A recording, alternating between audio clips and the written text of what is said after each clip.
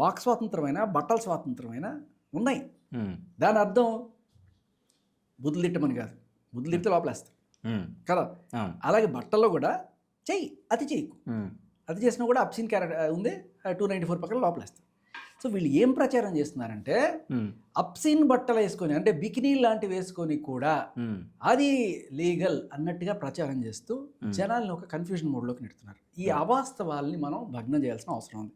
లేకపోతే ఇది next generation మీద పడి వాళ్ళు కూడా ఇటువంటివి తయారైతే, ఎస్పెషల్లీ ఇప్పుడున్న పేరెంట్స్ ఎవరైతే ఉన్నారో వాళ్ళు చాలా వరీడ్గా ఉన్నారు.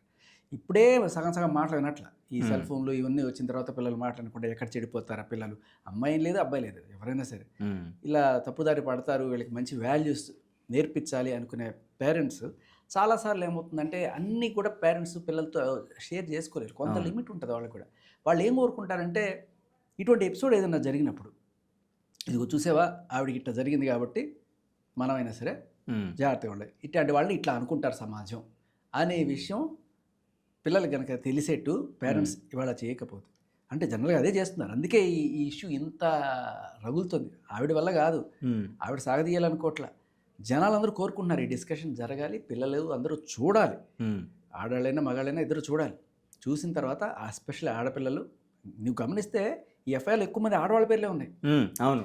మీ టాప్ 5లో 4th ప్లేస్లో అది ఉంటే మిగతా 4 లేడీసే. కరాటే కళ్యాణ్ గారు కావచ్చు, ప్రియా చౌదరి గారు కావచ్చు, లేకపోతే ఆవిడ సంధ్య రెడ్డి గారు కావచ్చు.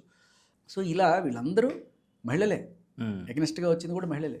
ఎందుకయ్యా అంటే సమాజం మీద ఒక రెస్పాన్సిబిలిటీ, ఒక చెడు ప్రభావం మన నెక్స్ట్ జనరేషన్ మీద ఉండొద్దు అనే దీంతో వీళ్ళందరూ రావడం జరిగింది.